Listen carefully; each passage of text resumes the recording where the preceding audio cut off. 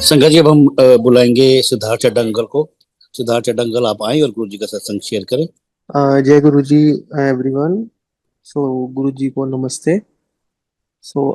हमारी जर्नी गुरु जी के साथ 2005 में स्टार्ट हुई थी। तो एम्पायर स्टेट में हम गुरु जी को फर्स्ट टाइम मिले। तो वहाँ से गुरु जी के साथ हमारी जर्नी स्टार्ट हुई। हमें पता चला कि दिल्ली में गुरु जी आए हुए हैं। तो मेरी नानी हम सबको लेकर गई वहाँ पे। तो गुरुजी के पास जाने के बाद बहुत सारे मतलब वो हुए, एक्सपीरियंस हुए। और हमें पता नहीं था उस टाइम पे कि गुरुजी क्या है। जो इस आज जो संगत जुड़ रही है गुरुजी के साथ, वो गुरुजी को भगवान समझ रही है, भगवान मान के आ रही है। उस टाइम पे तो बस हम एक पूर्ण गुरु हैं या फिर एक संत है वो समझ के हम गुरुजी के पास जाते रहे। लेकिन धीरे धीरे जो लाइफ में एक्सपीरियंसेस होते होते रहे गुरु जी के साथ जाते जाते, वो ऐसे ऐसे एक्सपीरियंसेस थे कि जो हमने आज तक कभी देखे नहीं थे ना कभी सुने थे। तो एक बारी क्या हुआ, मैं मंडे का दिन था। तो हमने जब एम्पायर स्टेट जाना शुरू किया तो हमें पता लगा कि कोई बड़ा मंदिर भी है गुरु जी का। तो गुरु जी मंडे के मंडे वहां पे भेजा करते थे कि सेवा के लिए जाया करो। तो पहले बड़ा मंदिर सेवा के लिए खुलता था मंडे को। तो हमने भी जाना शुरू कर दिया मंडे को। तो एक मुश्किल से 15-20 संगत होती थी और बस सफाई होती थी मंदिर की। तो एक दिन हम एग्जिट ले रहे थे, 8 बज गए थे, मंदिर बंद होने का समय हो गया था। तो माली भैया ने सबको बाहर निकालना शुरू किया कि मंदिर बंद होने का टाइम हो गया, आप सारे आज्ञा ले लीजिए और बाहर आ जाइए। तो जहाँ पे गुरु जी की समाधि है आज, वहाँ पे गार्डन हुआ करता था। अभी हम वहीं तक ही पहुंचे थे, हम 15-20 संगति थी पूरे मंदिर में। एक आंटी ना एकदम से शिवलिंग की तरफ इशारा किया उन्होंने, और वो बोली कि वो देखो शिवलिंग पे क्या हो रहा है। तो जो शिवलिंग में वो 3 लाइंस हैं, उसके नीचे तारे टूट के गिरे हुए थे, और इतना ज्यादा ग्लो शिवलिंग के अंदर आ गया। वो ऐसे लग रहा था कि बहुत सारी हाइलोजन लाइट्स नीचे लगा दी हों, और 1 फुट लंबी ज्योत शिवलिंग के अंदर प्रकट हो गई। अब मैं तो बहुत छोटा था उस टाइम पे, मैं तो 9 साढ़े 9 साल का था। तो मैं तो देख के रोने लगा कि ये क्या हो रहा है। तो माली भैया ने फटाफट आके सबको बाहर निकाला कि नहीं नहीं, चलो सारे बाहर चलो, मंदिर बंद होने का टाइम हो गया है। जैसे ही हमने मंदिर के बाहर कदम रखा और पीछे मुड़ के देखा, तो शिवलिंग बिल्कुल नॉर्मल, ना उसमें कोई तारे, ना उसमें कोई ज्योत। उसके बाद क्या हुआ, मैं दोबारा से मंदिर के अंदर एंटर हुआ देखने के लिए कि ये क्या हुआ। अभी तो सब कुछ था, जैसे ही एंटर हुए मंदिर में दोबारा से वही दिख रहा कि वही शिवलिंग है, वहीं पे ज्योत भी जल रही है, वहां पे तारे भी हैं। तो जैसे बचपन में वो होता है, बचपना होता है, तो मैं कूद रहा मंदिर के बाहर, कभी अंदर कभी बाहर, कभी अंदर बाहर। तो डांट के माली भैया ने सबको बाहर निकाला कि जाओ सारे बाहर जाओ।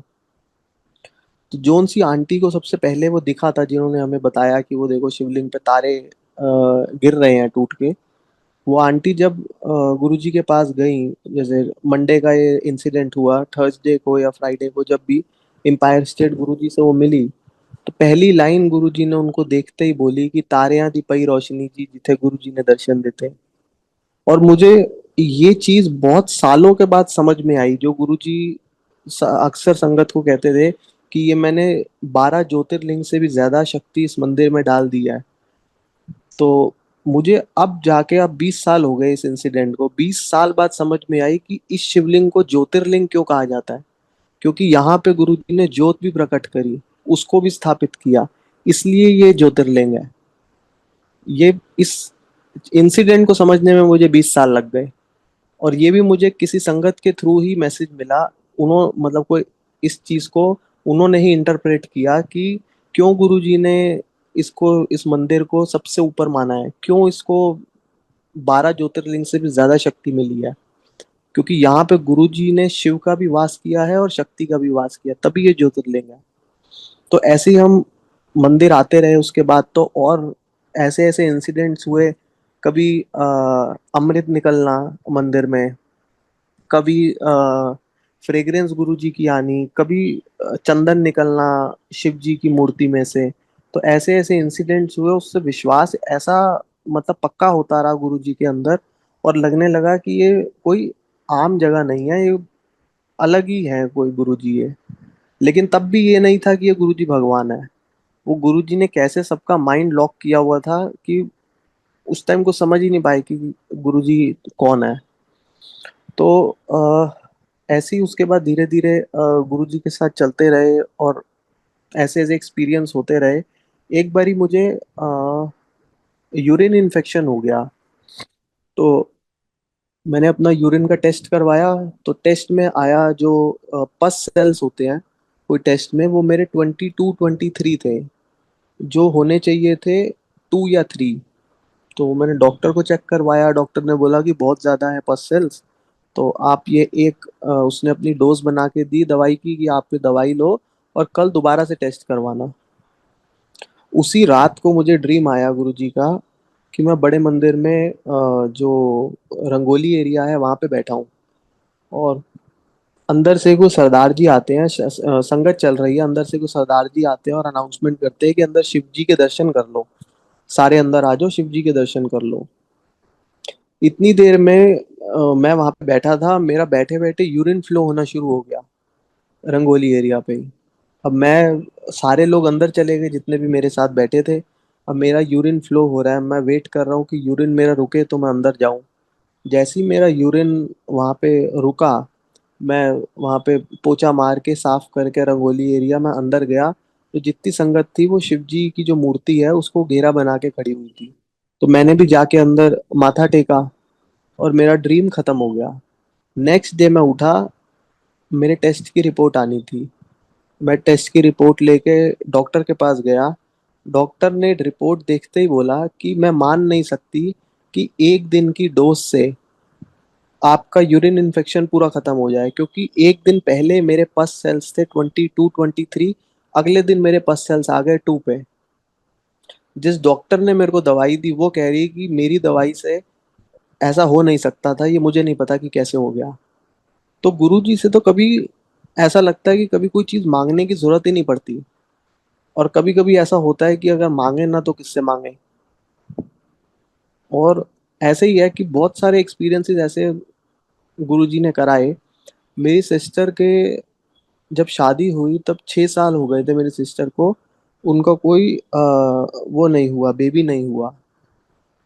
तो अब मेरी सिस्टर भी बहुत परेशान, उन्होंने सारे टेस्ट करवा लिए, सब कुछ कर लिया, आईवीएफ भी करवा लिया, इतने लाखों लाखों रुपए लगा दिए, कोई रिजल्ट नहीं मिला। तो एक दिन मेरी सिस्टर, मैं और मेरी मदर कहीं पे जा रहे थे, तो मैं ड्राइव कर रहा था, वो दोनों पीछे बैठे थे। तो वो बैठे बैठे वैसी बात कर रहे कि ऐसे ऐसे कोई वहाँ पे कोई पंडित है, उनके पास चले जाओ, या इधर चले जाओ, उधर चले जाओ। मैं कार चलाते हुए मन में सोच रहा कि यार गुरुजी के पास जाने के बाद भी कहीं जाने की जरूरत पड़ती है क्या। बस मैं ना यही चीज सोच रहा, मैंने उन्हें दोनों को किस बोला नहीं ये चीज। उसी दिन, राखी का दिन था वो, उसी दिन रात को गुरुजी का ड्रीम आया कि मेरी मदर, मेरी सिस्टर, मेरे जीजू और मैं बड़े मंदिर में गुरुजी के पास खड़े हैं, हॉल में गुरुजी ने वाइट चोला पहना है, अपनी गद्दी पे बैठे हैं और पंजीरी का प्रसाद बांट रहे हैं। राइट साइड पे उन्होंने परात रखी हुई है, और मेरी सिस्टर को सिर्फ हाथ में प्रसाद दिया है, और कहते हैं टेंशन ना ले, मुंडा भी दूंगा कुड़ी भी दूंगा, टेंशन ना ले। इतना बोल के हम म्यूजिक रूम से कुटिया की तरफ आ गए और वहां पे प्रसाद खाने लगे। तो मैं अपनी सिस्टर को बोल रहा और मदर को बोल रहा कि अब तो गुरुजी ने बोल दिया, अब तो कोई टेंशन ही मत लो, अब तो ये पत्थर की लकीर हो गई। ये ड्रीम में मैं उनको बोल रहा। ये ड्रीम खत्म हुआ, 1 हफ्ते के बाद मेरी सिस्टर ने कंसीव कर लिया। तो जब उनका अल्ट्रासाउंड हुआ तो डॉक्टर ने बोला कि हमें ना 2 हार्ट बीट्स इसमें वो सुनाई दे रही हैं। तो सिस्टर ने को उसको लगा कि पता नहीं कैसे ये हो रहा है, 2 हार्ट बीट सुनाई दे रही हैं इसके अंदर अल्ट्रासाउंड में। तो डॉक्टर्स ने बोला मुझे लगता है आपके ना ट्विंस हैं। तो अब इनको और मतलब गुरुजी की बात पे और विश्वास होने लग गया कि गुरुजी ने तो बोला ही है कि एक मुंडा भी दूंगा कुड़ी भी दूंगा। तो पूरी प्रेगनेंसी चलती रही, स्मूथली चलती रही। जब डिलीवरी हुई तो एक हुआ लड़का, एक हुई लड़की, और गुरुजी ने एक झटके में पूरी फैमिली कंप्लीट कर दी। तो गुरुजी से तो कभी कोई चीज मांगने की जरूरत ही नहीं पड़ती है, उनको पता है कौन सी चीज कब देनी है, किस टाइम पे देनी है और किसको देनी है और किसको नहीं देनी है।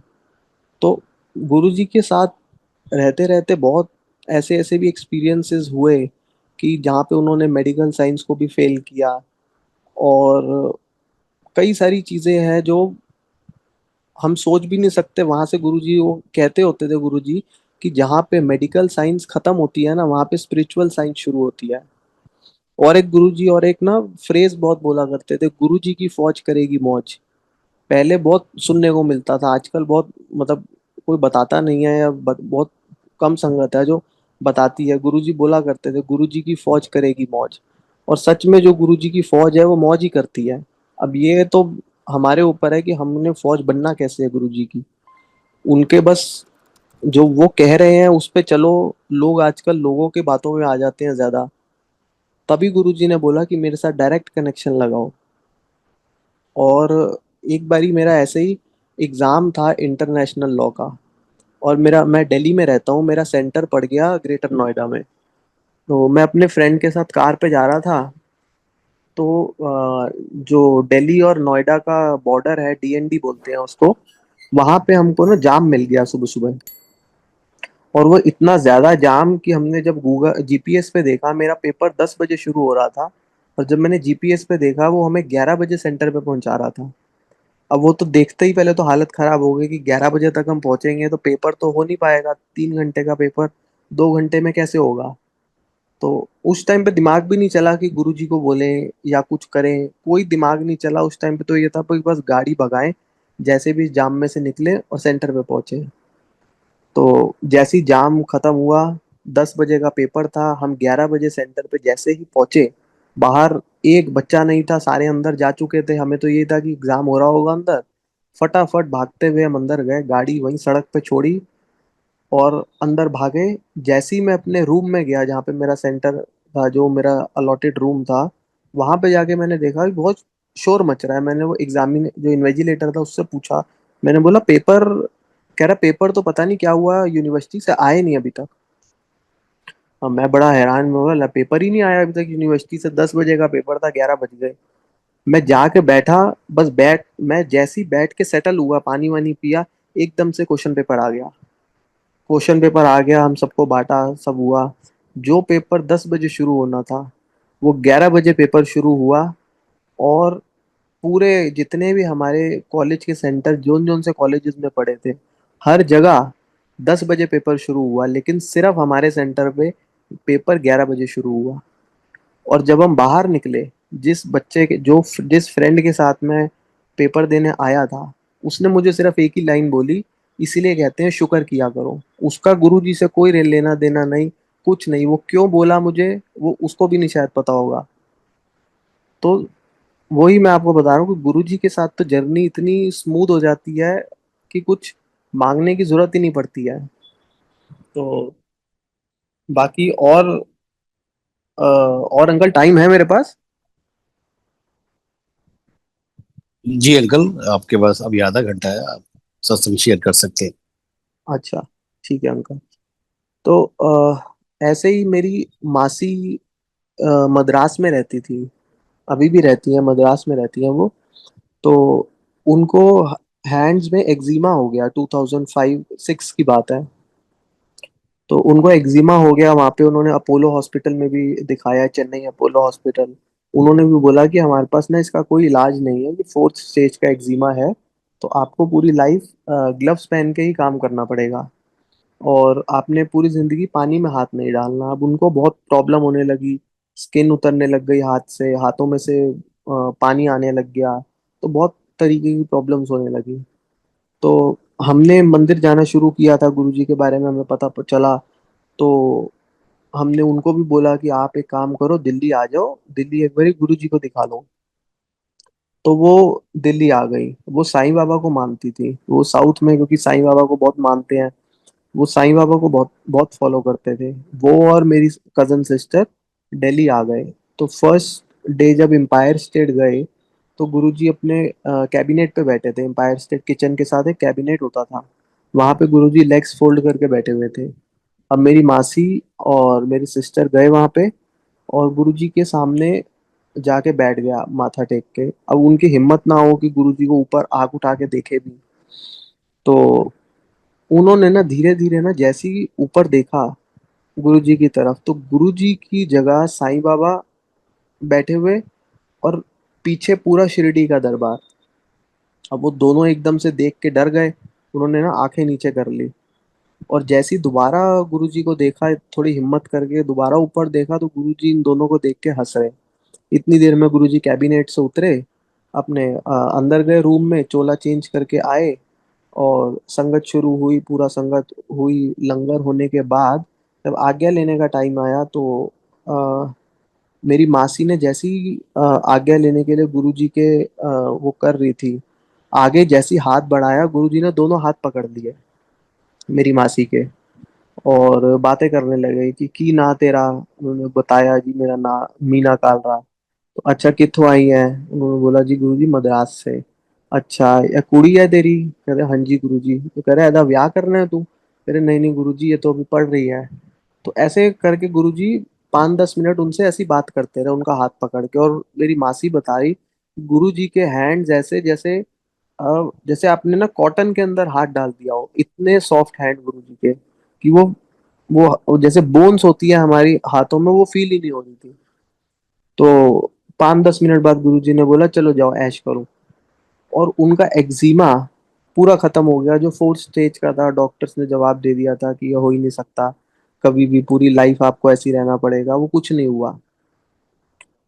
तो वो गुरुजी ने उनका वैसे ही खत्म कर दिया। तो ऐसी मेरे मामा को भी हार्ट की बहुत ज्यादा प्रॉब्लम हो गई, उनकी ओपन हार्ट सर्जरी हुई।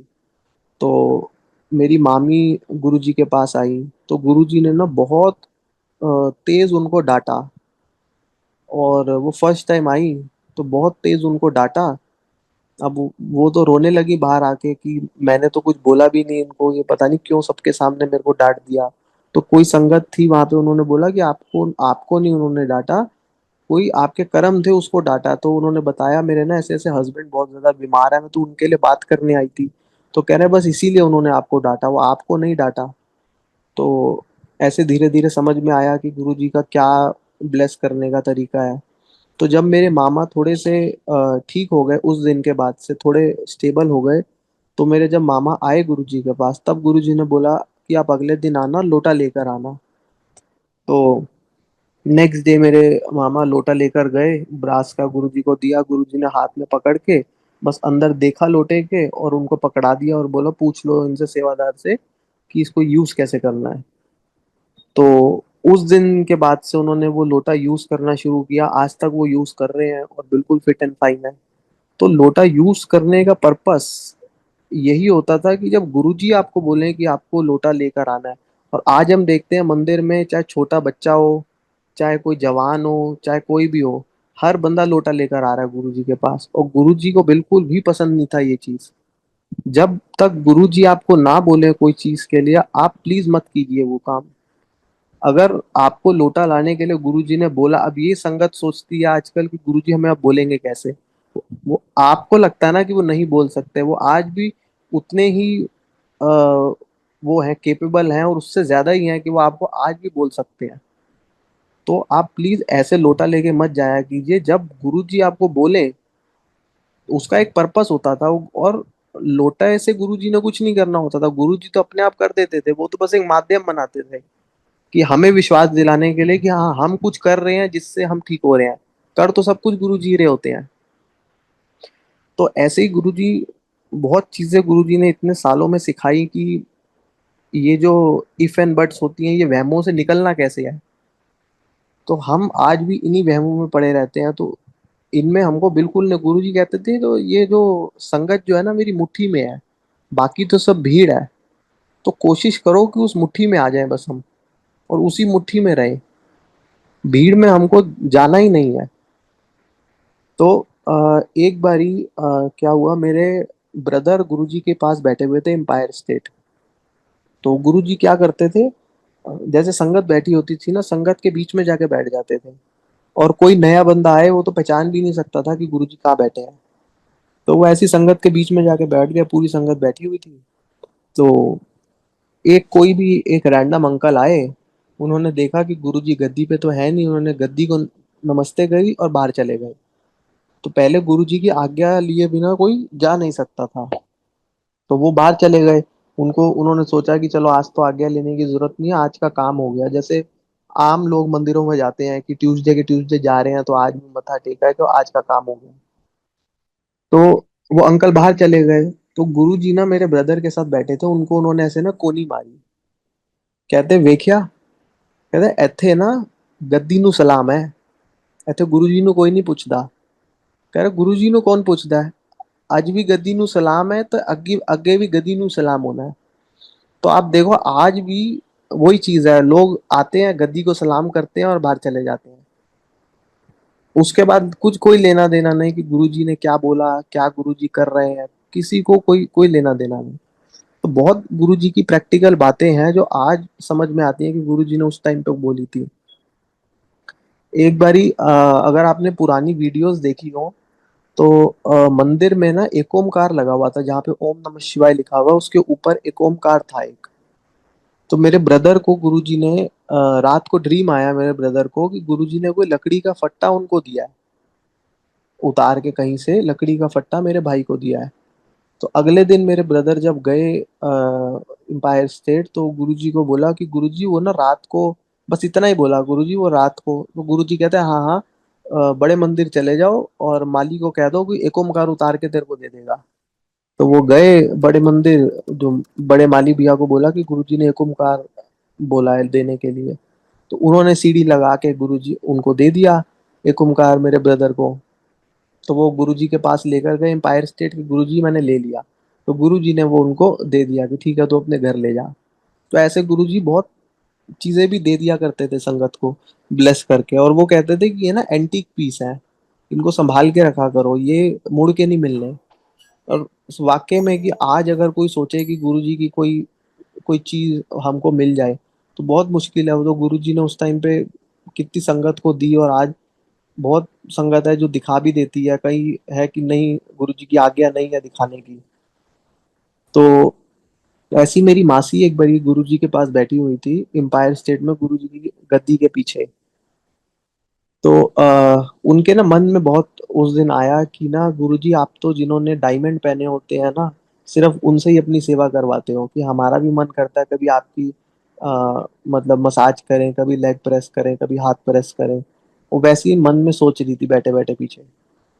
तो इतनी देर में जब आज्ञा लेने का टाइम आया, वो आगे आई, तो गुरुजी ने अपना एक हाथ और अपना एक पैर उनकी तरफ कर दिया। तो उन्होंने भी प्रेस करना शुरू कर दिया। अब 5 मिनट तक प्रेस करती रहे, 5 मिनट, 10 मिनट, 5 मिनट बाद गुरुजी कहते हुन रज गई है। तो वो कहते हाँ जी गुरुजी। तो कहते चलो जाओ।